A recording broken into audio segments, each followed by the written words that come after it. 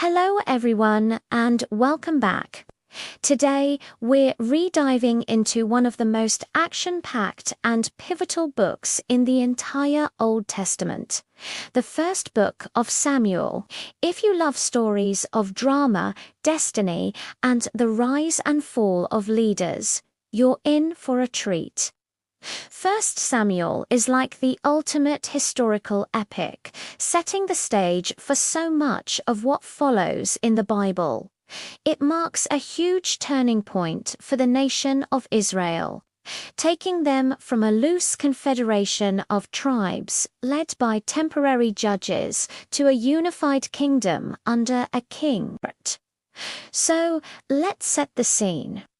The book opens during a pretty chaotic time in Israel's history, at the end of the period of the Judges.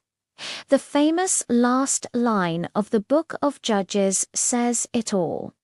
In those days, Israel had no king. Everyone did as they saw fit. It was a time of moral decay, political instability, and constant threats from surrounding nations, especially the formidable Philistines. The spiritual leadership was also in crisis. The high priest Eli was a good man, but he was old and ineffective, and his two sons were corrupt and disrespectful, treating the things of God with contempt. The nation was spiritually adrift and desperately needed a leader. And that's where our story begins. Not with a warrior or a politician, but with a heartbroken woman named Hannah. Hannah is one of two wives, and she is barren, which in that culture brought immense shame and sorrow. Every year she would go to the tabernacle at Shiloh to worship, and every year she would be taunted by her rival. One year, in deep anguish, she pours out her heart to God, weeping and praying for a son. She makes a vow: if God gives her a son, she will dedicate him back to the Lord's service for his entire life. Eli, the high priest, sees her praying silently, her lips moving, and mistakenly thinks she's drunk. But Hannah explains her distress, and Eli, moved by her sincerity, blesses her, saying, "Go in peace, and may the God of Israel grant you what you have asked of him." And guess what? God hears her prayer. She conceives and gives birth to a son, whom she names Samuel, which means heard by God. True to her word, after Samuel is weaned, Hannah brings her young boy back to the tabernacle and entrusts him to Eli's care. It's an incredible act of faith and sacrifice. And this is where the first major section of the book unfolds, focusing on the rise of Samuel as God's chosen prophet and judge. While Samuel is growing up in the house of the Lord, learning to serve, Eli's sons are going from bad to worse. The contrast couldn't be starker. Samuel is pure-hearted and attentive to God, while Eli's sons are abusing their power. God speaks not to the old high priest, but to the young boy Samuel in the middle of the night. This famous "Speak, Lord, for your servant is listening" moment is Samuel's official calling as a prophet. God tells him that judgment is coming upon Eli's family for their wickedness. That judgment arrives swiftly and dramatically. In a major battle against the Philistines, the Israelites, in a desperate and superstitious move, decide to bring the Ark of the Covenant into the battle, thinking this sacred object will guarantee them victory. It backfires terribly. The Israelites are defeated, Eli's two sons are killed, and worst of all, Saul, the Ark of the Covenant is captured by the Philistines. When news of this catastrophe reaches Eli, he falls backward off his chair, breaks his neck, and dies.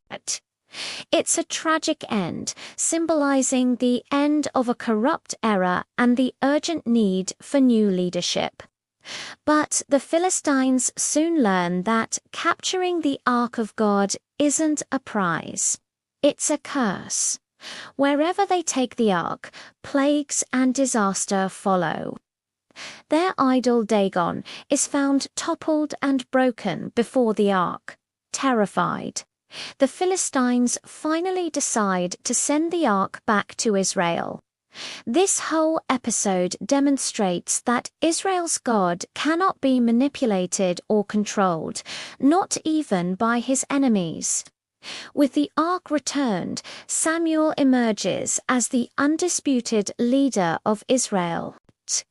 He calls the people to repentance, to turn away from their idols and serve the Lord alone. He gathers them at a place called Mespah, and as they are fasting and praying, the Philistines attack again. But this time, instead of relying on a wooden box, the people rely on God. Samuel cries out to the Lord, and God throws the Philistines into a panic with a loud thunder, giving Israel a decisive victory. For the rest of Samuel's life as a judge, there is peace in the land.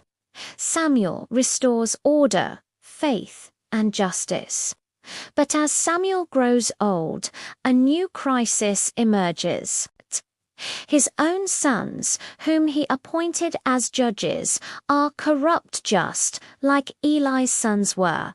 They take bribes and pervert justice. The people of Israel, seeing this and looking at the nations around them, who all have kings, come to Samuel with a demand: "We want a king to lead us." Just like all the other nations, this request deeply grieves Samuel and displeases God. Why? Because God was meant to be their king. They weren't just rejecting Samuel's leadership, they were rejecting God's direct rule over them. They wanted to be like everyone else, trusting in a human monarch for their security instead of trusting in God. But God tells Samuel to grant them their request, but to first warn them about what having a king would really mean.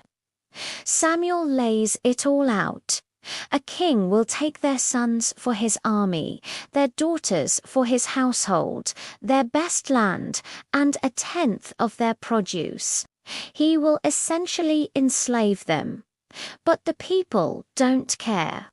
They insist, "No, we want a king over us." So begins the second major part of the book, the story of Israel's first king, Saul. God leads Samuel to a man named Saul from the tribe of Benjamin. Saul literally stands head and shoulders above everyone else. He looks the part. He's tall, handsome, and comes from a wealthy family. Samuel privately anoints him as king, and then Saul is publicly chosen by lot before all of Israel. At first, Saul seems like a promising leader. He's humble, at least initially, and he leads Israel to a great military victory, uniting the tribes and solidifying his position as king. It looks like things are off to a good start. But very quickly, cracks begin to appear in Saul's character. The core of his problem is a lack of faith and a tendency to disobey God's direct commands. His downfall comes in two key moments of disobedience. First, before a battle with the Philistines, Saul is told to wait for Samuel to arrive to offer the proper sacrifices. But as the people grow fearful and his army starts to desert, Saul panics. He takes matters into his own hands and offers the sacrifice himself, a role that was not his to perform. He chooses fear over faith, his own timing over God's. When Samuel arrives, he rebukes Saul, telling him, "You have done a foolish thing. You have not kept the command the Lord your God gave you. If you had, he would have established your kingdom over Israel for all time. But now your kingdom will not endure." Saul is given another chance to prove his obedience. God, through Samuel, commands him to utterly destroy the Amalekites, a notoriously wicked nation who had attacked Israel long ago. This was an act of divine judgment. But Saul disobeys again. He defeats the Amalekites, but spares their king Agag, and keeps the best of the livestock, claiming he was going to sacrifice them to God. When Samuel confronts him, Saul makes excuses and shifts the blame. This leads to one of the most powerful lines in the book, as Samuel declares, "Does the Lord delight in burnt offerings and sacrifices as much as in obeying the Lord? To obey is better than sacrifice, and to heed is better than the fat of rams.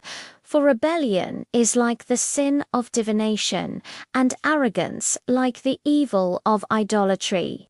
Because you have rejected the word of the Lord, he has rejected you as king." This is the point of no return for Saul. From this moment on, the Spirit of the Lord departs from him, and he is tormented by a harmful spirit. His reign descends into a spiral of paranoia, jealousy, and rage. He's rejected as king in God's eyes, even though he still sits on the throne. This sets the stage for the third and final part of 1 Samuel, the rise of Israel's true king, David. God sends Samuel on a secret mission to the town of Bethlehem, to the house of a man named Jesse, to anoint one of his sons as the next king. Jesse parades all his impressive older sons before Samuel. But God rejects each one, telling Samuel, "The Lord does not look at the things people look at. People look at the outward appearance, but the Lord looks at the heart." Finally, they call for the youngest son, David, who is out tending the sheep. He's a shepherd boy, ruddy and handsome. And God says, "This is the one." Samuel anoints David, and from that day on, the Spirit of the Lord comes powerfully upon him. What follows is a fascinating story of two kings living at the same time. Saul, the rejected king on the throne, and David, the anointed king on the run. David first enters Saul's court as a musician, playing the lyre to soothe the king's tormented spirit. Then comes the legendary story of David and Goliath. While the entire Israelite army, including King Saul, is cowering in fear of the Philistine giant, the young shepherd David, armed with just a sling and 5 smooth stones, confronts him. His confidence isn't in his own strength, but in God's Spirit. He declares, "You come against me with sword and spear and javelin. But I come against you in the name of the Lord Almighty." David's stunning victory makes him a national hero. The people sing, "Saul has slain his thousands, and David his tens of thousands." This praise ignites a consuming jealousy in Saul. From that day on, Saul sees David as a threat and tries repeatedly to kill him. David is forced to flee and live as a fugitive. The rest of the book details David's years on the run, hiding in caves, deserts, and even among the Philistines. During this time, David shows remarkable character. He has two opportunities to kill Saul and take the throne, but he refuses, saying, "I will not lay my hand on the Lord's anointed." He trusts God's timing and God's plan to make him king. He gathers a band of loyal followers and continues to act with integrity and faith, even while being hunted. The book ends tragically.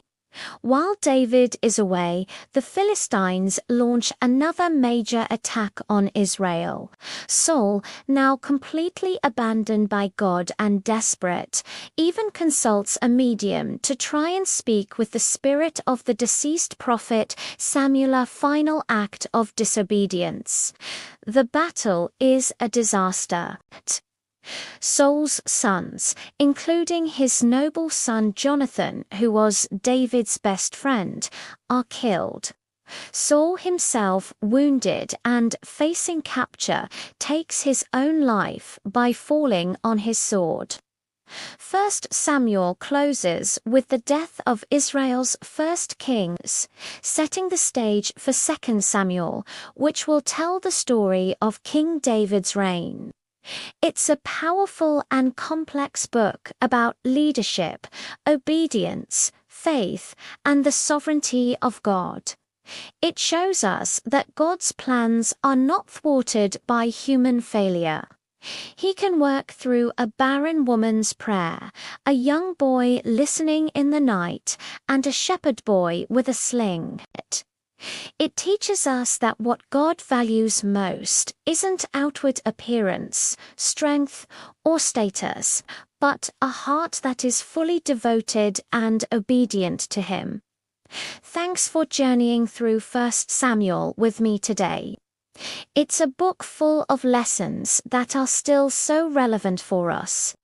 If you enjoyed this, please hit that like button, subscribe for more deep dives into the books of the Bible, and share your thoughts in the comments below. See you next time.